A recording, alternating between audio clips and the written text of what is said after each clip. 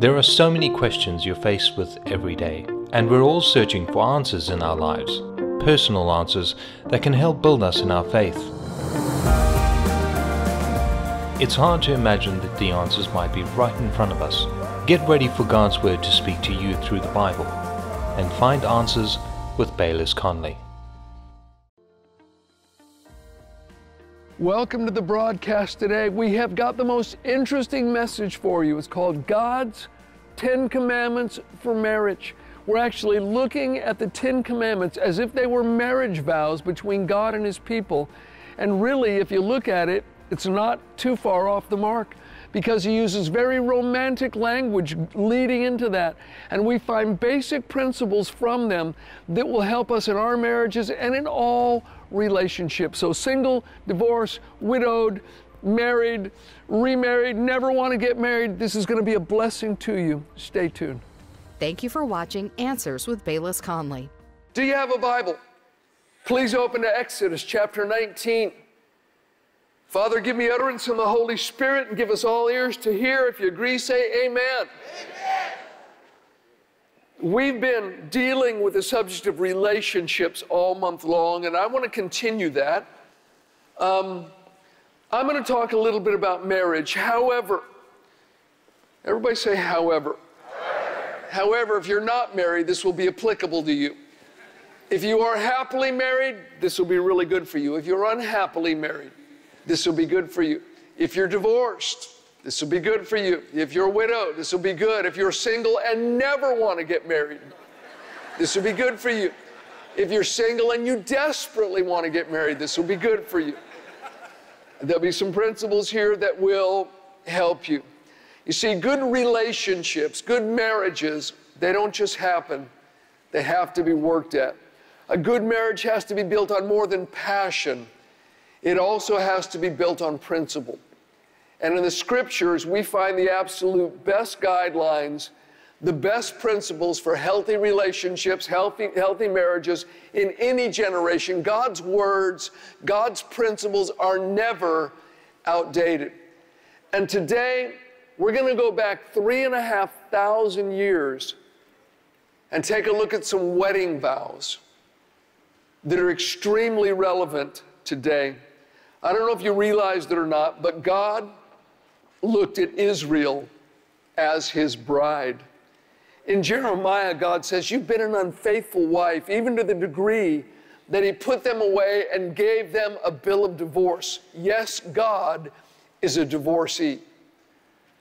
Some of you need to think about that, because there are some people that have been through a divorce and you've just written them off. Friend, God had a divorce. In Ezekiel and Hosea, the Lord uses the same analogy, that He is married to His people. The metaphor is carried on into the New Testament. The church is referred to as the bride of Christ. And God is saying the closest relationship that you could understand, husband and wife, that's what I want to be to you. That's how close I want to be with you. Now, after God brings His people out of Egypt, He gives Moses the Decalogue, or the 10 Commandments. And it's not just a list of do's and don'ts.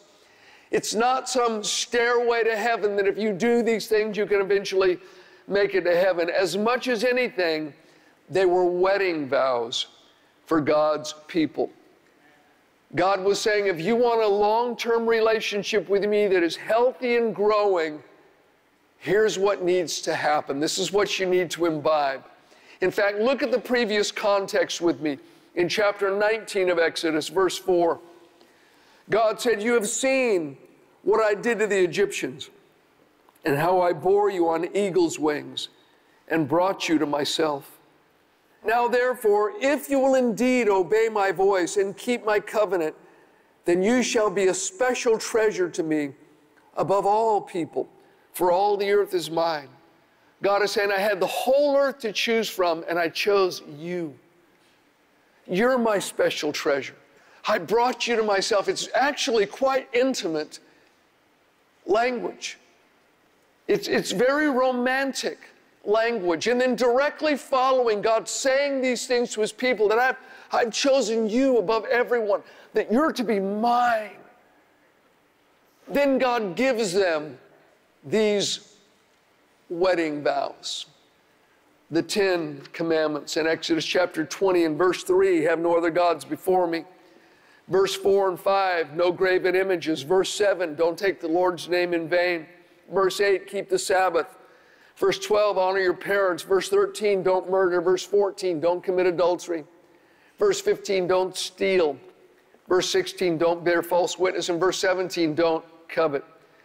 And we want to look at them, and I'm going to speak briefly about their relevance vertically, between us and God, but we want to concentrate on how they just might be applicable horizontally when it comes to a marriage relationship, or in some cases, any relationship for that matter. So let's look at the first one in verse 3.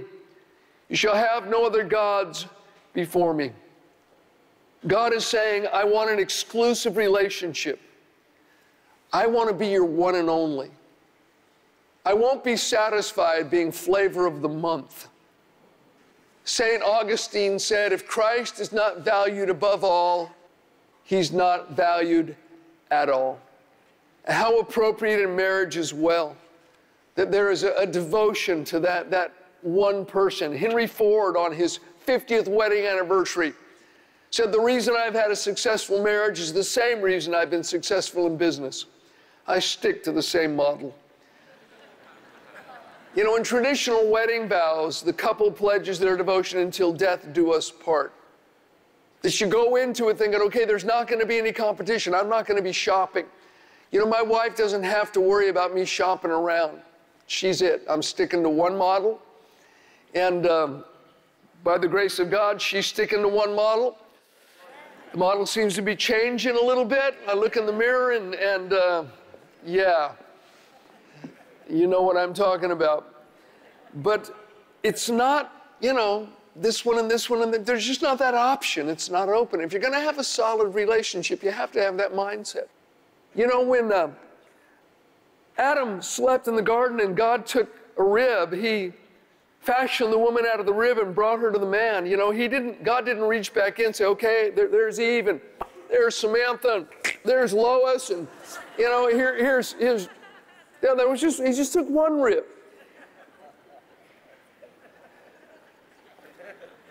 Let's move on, verse 4.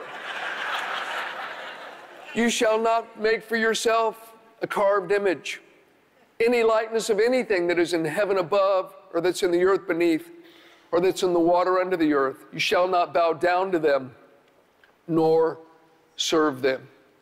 And God wanted everything covered. Don't make an image of anything in heaven, earth, or in the sea, and don't bow down to them. Before I was a Christian, I used to go often to the Hindu temple up in Los Angeles, and they had huge idols in there, and people would bow down to them, burn incense, and play little finger symbols, and it's one of the things that God forbids, to make images. In marriage, don't have substitutes. Love your wife, love your husband, find fulfillment in that relationship. With some, they try and find fulfillment in other things, and I think it's one of the reasons, not the only one. One reason why pornography is so damaging is because the passion and sexuality is being directed toward an image, toward a substitute, and it robs the marriage. Sometimes you'll have a guy, or it may be the girl, and their work sort of becomes their all in all. All of their passion, all of their energy is put into their job, and they endeavor to find all of their fulfillment there. And I believe work's a good thing. God gave Adam a job before he gave him a wife. So ladies, before you get married, you should consider that.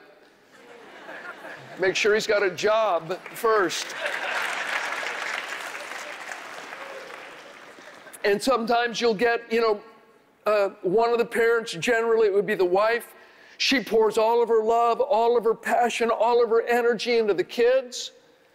And we need to love our kids with all of our hearts. We need to, put them before ourselves.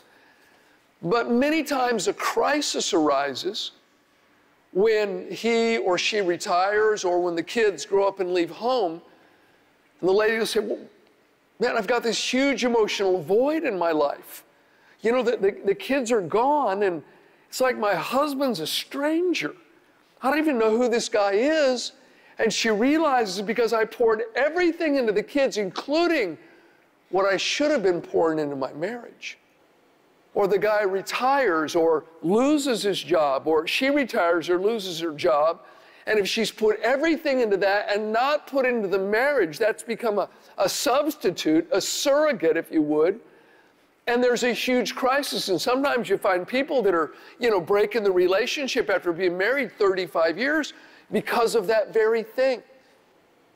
So we need to make sure that we don't have substitutes. And I believe in working hard. I love my kids. I love my grandkids. But I cannot pour into them what only belongs to Janet. I need to love Janet. And she needs to love me, not a substitute. All right, verse 7, we come to the third commandment. You shall not take the name of the Lord your God in vain, for the Lord will not hold him guiltless who takes his name in vain. God's saying, if you want to have a good relationship with me, speak well of me. Watch your words. In vain means empty or meaningless, insincere, not showing due respect. You see, whenever we speak flippantly or lightly about someone, it erodes our respect of that person. It doesn't change them, it changes us. And I think some are far too casual, critical, disrespectful in their speech, and it affects their relationships. I really think when it comes to relationships, few things can affect them for positive or negative more than the words that we speak. Learn to speak well of your mate. Build them up with words. Be lavish with your praise. The book of James says that our words, our tongue, it works like a rudder on a ship, determining the direction that ship will go, the ship of our life, the ship of our marriage. Where are you sailing your marriage? Now, see, I know a little bit about what can happen when a boat is steered off course. Where is your marriage headed? Think about the words that you say as a habit of life. I know my wife and I have been in the presence of some people we couldn't wait to get away because they're just cutting one another with their words, and the atmosphere was toxic. But words can be used in a positive way as well.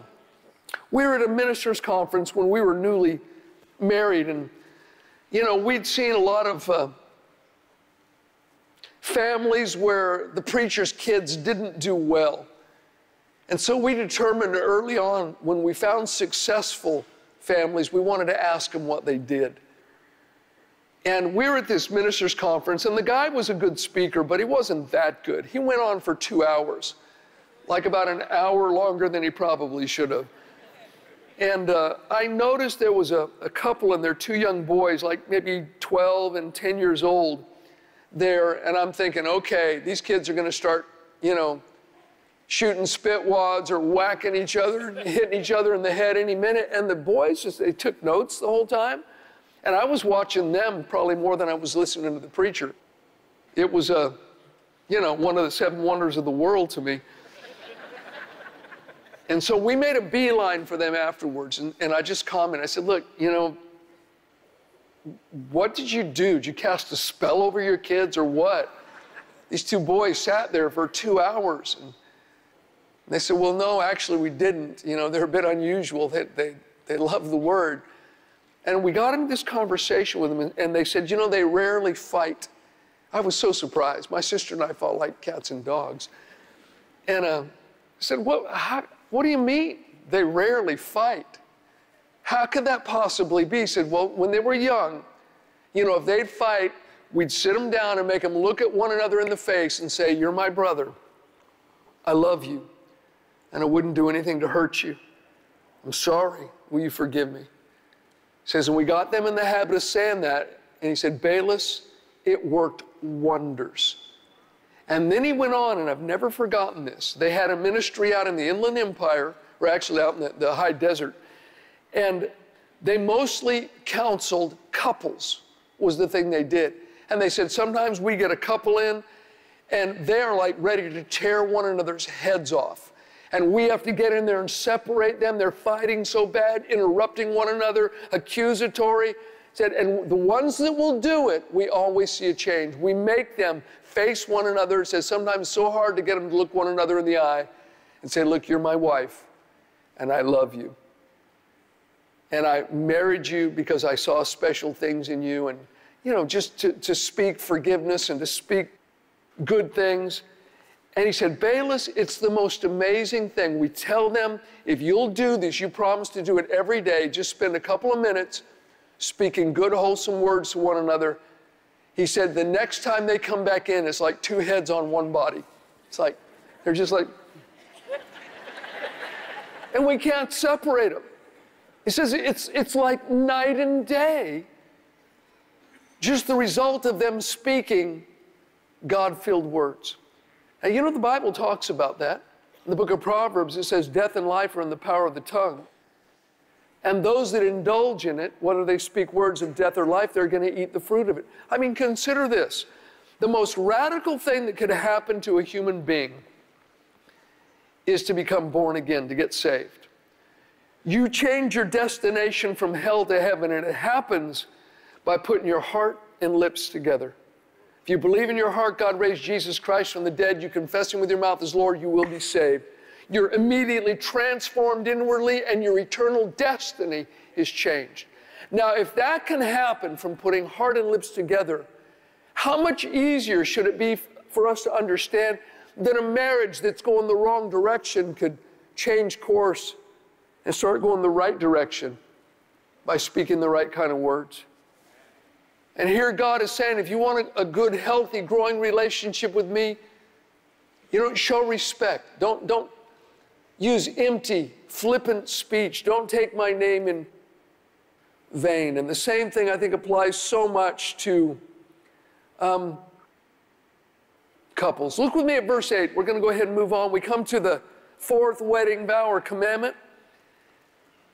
Remember the Sabbath day to keep it holy. Now, the word Sabbath literally means intermission, rest, to cease from labor, to put down your work. And the word holy just means to be separate or dedicated to God. God's saying, if you want a long-term relationship with me, we've got to have time together, special time, exclusive time, extravagant time. I want a whole day. In order to have a healthy, growing marriage, husbands and wives need time together. Special time, exclusive time, sometimes extravagant time. And I think all of us know, we live in a very busy world. You know, the idea originally for all of the technology, hey, it's going to make it so that everyone has spare time to spend with family and with one another. But it hasn't worked out that way, has it? Our lives are busier than ever, and generally you see a family out to dinner and every one of them's on their mobile device, you know. There's no conversation going on. And the point is that in this busy, fast-paced society and culture, we need to carve out time. If we don't make it happen, it will not happen. It was a country pastor that would visit his parishioners, and the way he would do it is, if they wanted to visit, they'd drop a little note in the offering container when it came by. And he got a note in there one day that got his attention. It said, I am your most devoted and faithful member, but I'm dying of loneliness. Please visit me. And it was signed by his wife. You know, Solomon said, they made me the keeper of the vineyards, but my own vineyard I have not kept. There was a guy golfing one day. He and his friend teed off. Both hit good drives down the fairway. The balls were near one another. They're standing out there judging the distance. A guy pulls a club out of his bag, and just then a funeral procession goes by on the street on the outskirts of the golf course. This one guy takes off his hat, puts it on his heart, bows his head, and his friend said, Bill, I didn't think you were so sentimental. He said, I was married to her for 35 years. Yeah.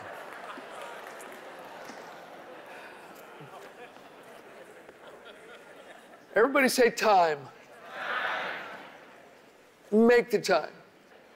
Some exclusive time, even perhaps some extravagant time. It'll be worth your while. Now, from this point, we begin to get into a number of character issues. And God is saying, in essence, if you want a good relationship with me, these are the qualities that you need to imbibe. And in marriage, these are qualities that you need to look for. If you're single in here and are dating someone, or single and want to be married, or maybe single and just want to be a good person, these are things that you need to consider. We come to verse 12, and it's the 5th commandment. It says, honor your father and mother, that your days may be long upon the land which the Lord your God is giving you. Among other things, this is saying that we need to be grateful. As you study the scriptures and see what it has to say in practical terms about honoring father and mother, it has a lot to do with showing gratitude. Most of the time, parents put in much toil, energy, love, and money into the raising of their children. But when you have a thankless child, an ungrateful child, it's a very difficult thing to cope with. I quoted William Shakespeare. I think it was last Wednesday night. He said, how sharper than a serpent's tooth it is to have a thankless child. Our first president, George Washington, said, nothing is a greater stranger to my breast, or a sin that my soul more abhors, than that black and detestable one, ingratitude. St. Ignatius called ingratitude the most abominable of sins. You see, when you get someone that's ungrateful toward their parents, they feel no responsibility toward them, it tends to color every other area of their life. A selfish person that feels like the world owes them a living generally won't make a good marriage partner. But when you find someone that shows true gratitude, that's a real display of good character. Thank you is a huge word in marriage. Showing appreciation is huge in any relationship. Yes, it takes effort to express appreciation, but it pays huge dividends. Someone that hasn't or doesn't honor their parents probably will not honor you either. And if you're thinking, you know what, Pastor, I get that, but you don't know my husband. There's not a lot I can think of to show gratitude for. All right, maybe you need to get on your knees and say, God, show me 2 things. And then show gratitude for those things. You know, he works hard. She does a good job with the kids. You know, she does her best to make herself look good. Whatever it is, you can find something and express gratitude. All right, let's move on. Verse 13. This is a good one here. You shall not murder. Don't kill your spouse. It's very hard to have a healthy marriage that way. Jesus actually expanded on this. In Matthew 5, he said, you've heard that it was said, you shall not murder, and whoever murders will be in danger of the judgment. But I say to you that whoever is angry with his brother without a cause shall be in danger of the judgment. I was with some friends one time. We'd actually been to the funeral. This is back in the BC days of a friend of ours that had died. After the funeral, we went to one of the guys' house, and we're sitting there smoking weed and kind of in this, deep funk over the loss of our friend. And his wife, realized the carpet needed vacuuming, and she started vacuuming, like kind of right in between us there. And it probably wasn't the most sensitive thing she could have done. And we're there passing a joint around, and my friend, her husband, just stares at her, and she just keeps on vacuuming the carpet. He stands up without a word, pushes her out of the way, picks up the vacuum, and throws it through the wall. And then he sat back down. That marriage didn't last. If you don't learn to control your temper, the devil will control you through it. Anger erodes relationships. If you've got a hot temper, get it under control. If you're dating somebody and there's just these outbursts of anger, take that as a little red flag, and you need to back up and slow down, okay? Thank you for watching Answers with Bayless Conley. Bayless will continue with part 2 of his message next week. Now, it's quite obvious that we didn't get through all 10 of the commandments in this message. You know what that means. You're going to have to join us next week for the following broadcast where we get through the rest of them. But you know, I say this a lot, and I don't say it lightly, though I do say it fairly often. I don't think it's a coincidence that you're listening to me right now. I think it's a matter of divine design. There's a God in heaven that knows your name. He's interested in you, and He wants to help you. He wants to help you with your marriage. He wants to help you with that troubled child. He wants to help you with your finances. He wants to get involved in your life. He is not distant, aloof, cold, and uncaring. He's very near. He's a very present help in time of trouble. Call upon Him today. Pour your heart out before Him, and you will find Him to be very kind, very gracious, and very full of mercy. Join us next time. God bless you.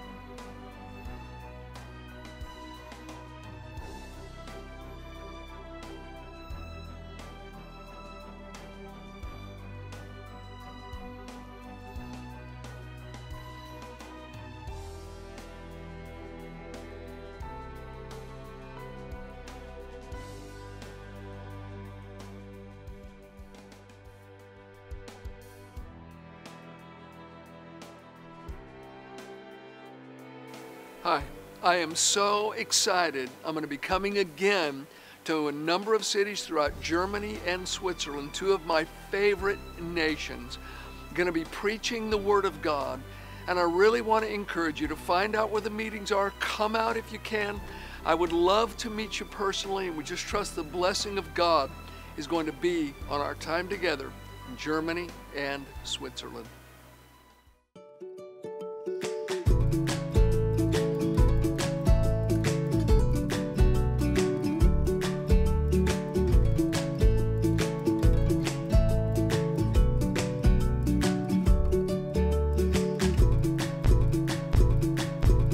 We take special care of the things that are most valuable to us so that they last. We find the best ideas for successful relationships in the Bible. In the 10 Commandments for Marriage, Bayless Conley unpacks God's 10 Commandments in the Old Testament to show why these sacred vows between God and His people can provide the basis for a stable, lasting marriage today.